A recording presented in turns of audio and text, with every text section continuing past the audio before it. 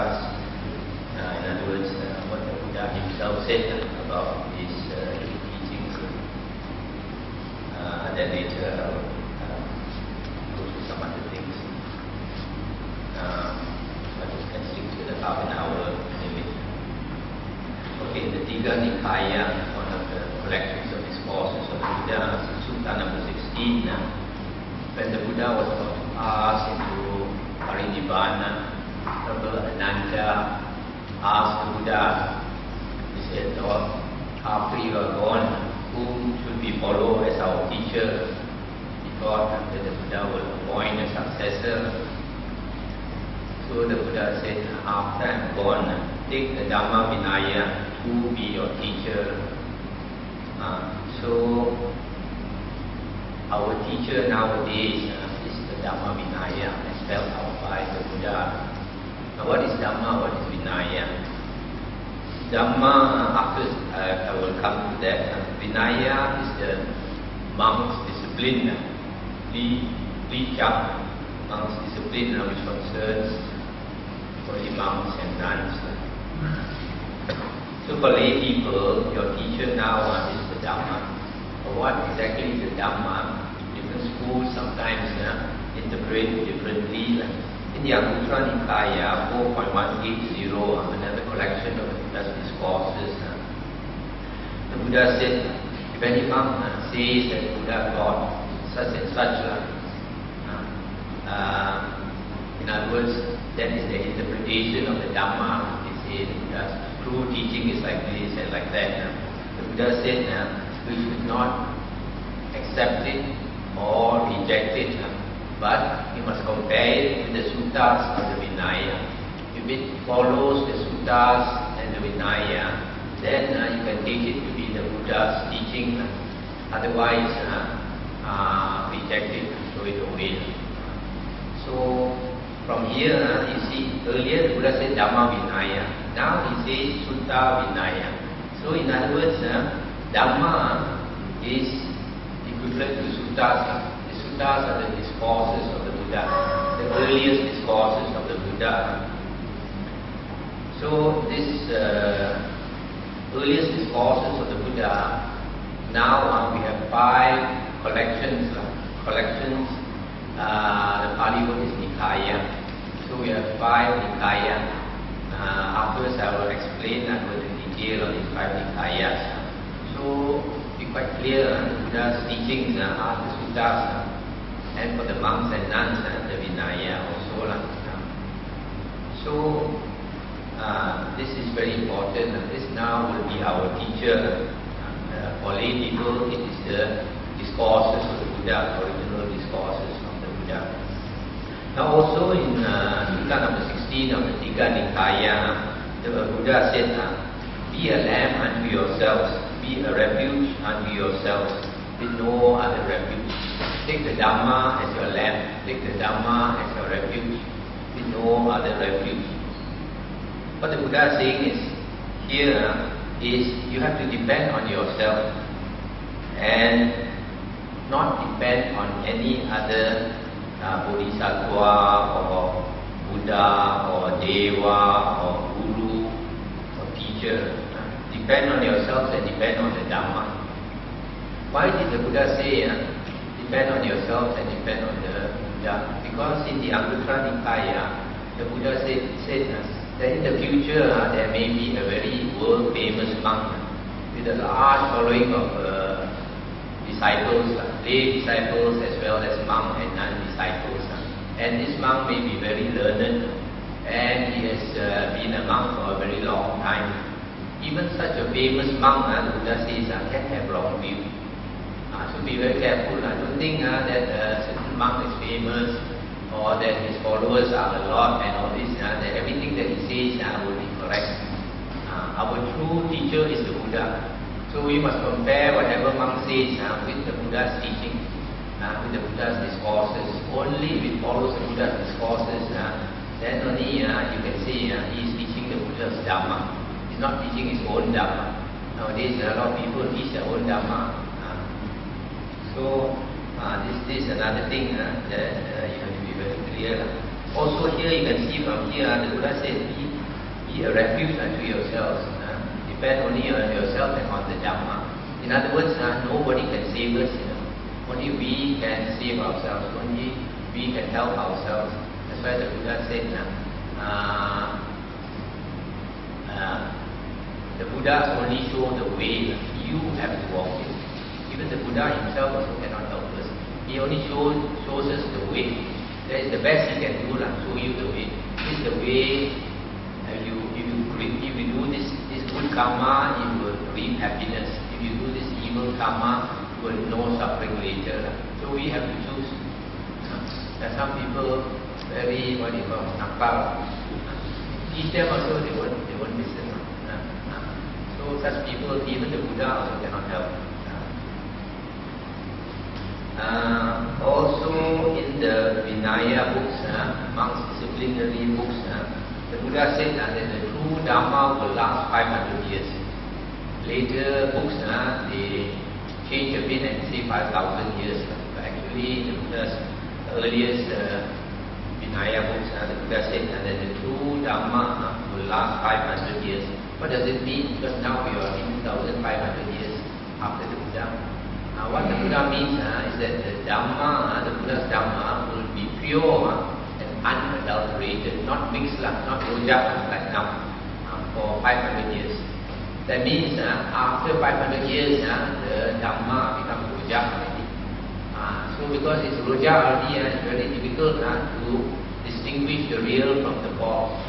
The Buddha said the time will come just like gold. Now everybody wants gold because gold is real, it's pure.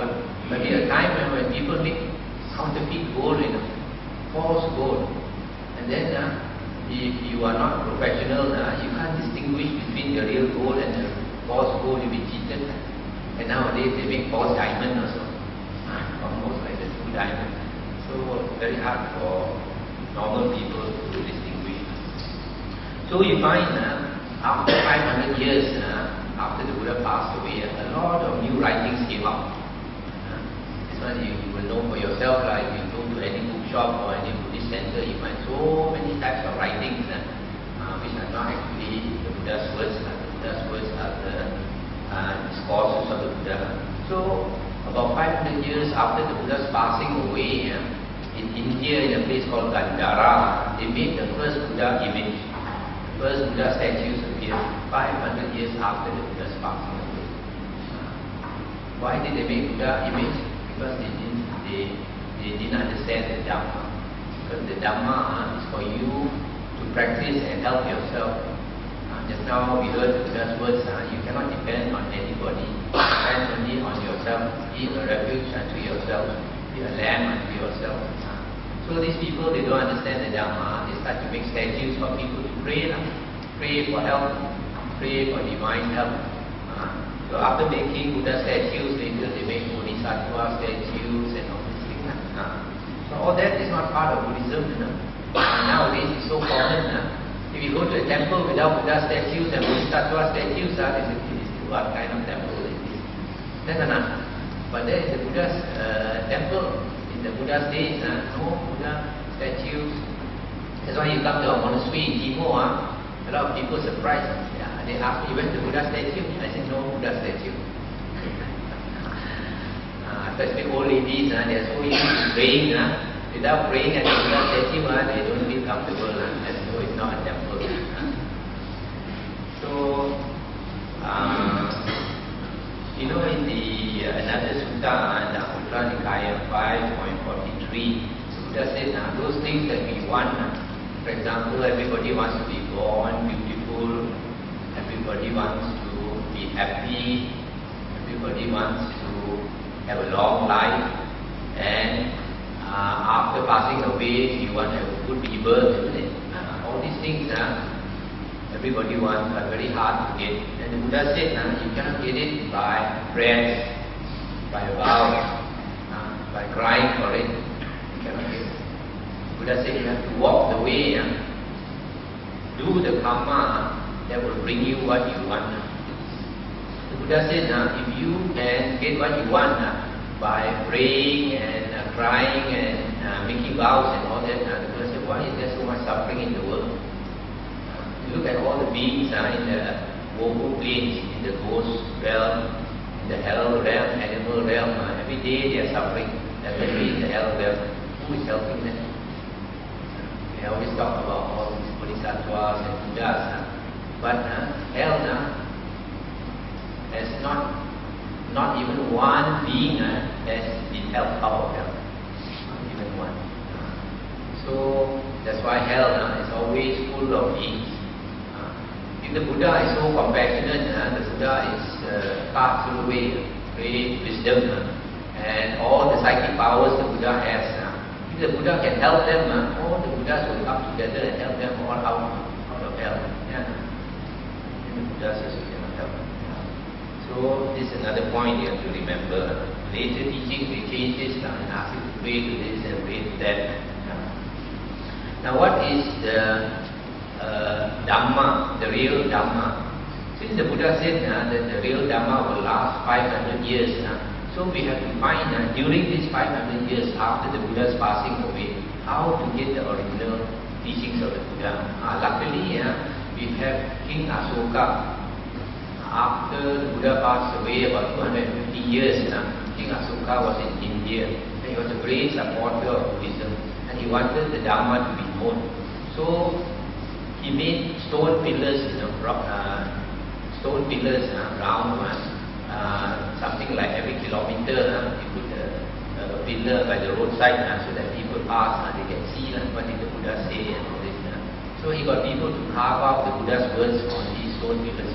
Now they dug up these stone pillars. They find during Emperor Asoka's time, the Buddha's teaching consisted of 5 Nikayas. These are the discourses of the Buddha.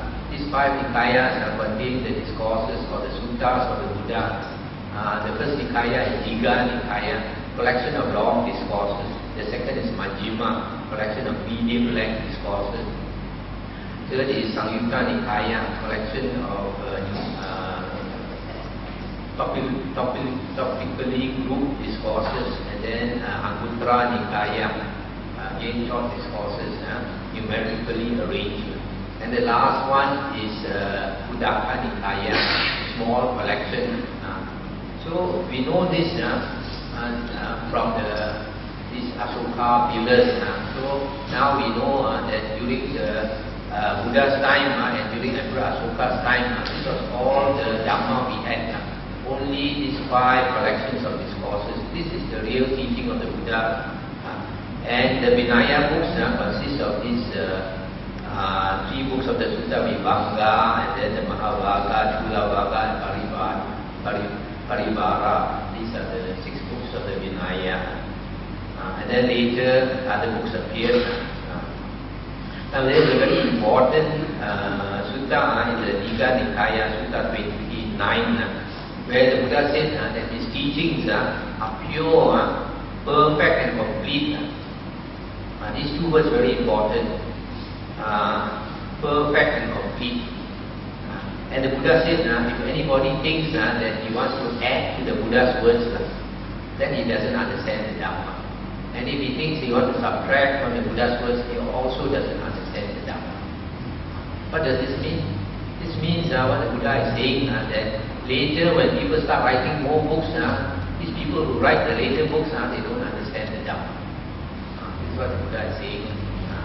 So be very careful. The original teachings of the Buddha are only found in the 5 Nikaya, 5 earliest collections of the Buddha. Also the Buddha said that it takes a very long time. Now I am getting a bit out of those suttas. Buddha said it takes a very long time to know a person's heart. Not like animals. Buddha said animals, if they're angry, they show their anger. Or if they're happy, like a dog, the puppy, you see a puppy running around so happy, they cannot hide their feelings. Not like humans, humans, the person can smile, but inside have a lot of anger. Why? Because humans are more cunning things. So because of that, because of this, you have to be very careful. I have been on the spiritual path for more than 50 years. I started off being in a Catholic school. At that time, I was 12 years in a Catholic school. And my time we had to learn Bible knowledge. One of the subjects to pass the exam. So I was very familiar with the Catholic Bible. So because I was very influenced by the teachings, I nearly became a Catholic. Luckily, last moment, when I was in Form 6, this computer started to work. This gigabyte started to work. And I started to ask a lot of questions. When I asked a lot of questions, my time, they had these Irish Christian brothers and the convent had Irish nuns and all that. They come very handsome, very pretty nuns at the age of about 20 something, young. And they're very dedicated. They live until they die in Malaysia. So I was very inspired by them. So maybe one of the reasons now today I'm wearing the robe. So they were very good people. So because initially I had a lot of faith, and then later when I started asking questions, then this problem arose, then all these doubts, then I left Christianity, and then after that I studied Hinduism. For about 4 years I studied Hinduism, but I found the teachings very good, but I was still looking. Then later I studied other religions. I studied the Quran, I studied Taoism, the Tao Te Ching, Baha'i, Sikhism, etc. until I came to Buddhism. Initially I came to Theravada Buddhism, but later I was impressed by Mahayana Buddhism, talking about the ideal Bodhisattva and all that, vegetarianism and all that. So I got into Mahayana for 9 years. I followed one teacher for 9 years, partly because his books were very impressive. He always talked about psychic power, always hinting about psychic power. So I followed him for 9 years, 6 years as a layman, and 3 years when I lived with him, renowned under him. When I lived with him for 3 years, then I got to know a real person. And the Buddha said it takes a long time to know a person's heart. So I found out after I stayed with him 2 years, he talked like that, but do like that. Terbalik. So be very careful. So after that, because of losing faith, and I switched to Theravada. I've been a Theravada monk for 87 years. So even Theravada also, when I first came to Theravada, I thought very pure. And later when I started investigating, I find also a wrong teachings inside Theravada. Monks teach wrongly also. So what I'm trying to tell you is that initially you may think, be very impressed by certain people, by certain religion, but take your time. Don't be in a hurry. After I came to Buddhism, I was so impressed because when I was young, I saw my friends after university, one by one getting married. I thought to myself, I don't think I want this. I come this time, I have a purpose in life. I didn't know what it was. I kept searching until I came to Buddhism. And then I realized I want to become a monk. So I found my purpose. But as I said, I was disappointed. So what the lesson here I'm trying to tell you is to be very careful. After I decided to become a monk, I did not become a monk immediately, because a person cannot be irresponsible. Even if you want to become a monk or a nun, you cannot throw away everything and run off. I have seen some people irresponsible. I have seen when I was in Thailand, I stayed in a monastery. One young man, maybe about 30 years old, 30-something years old, he came to become a monk. But every day, his wife would come to the monastery and look so sad. Trying to get him back. Why? Because few children in the house. So this is very irresponsible. If you don't do your duty, you run off like that and left the wife carrying the babies.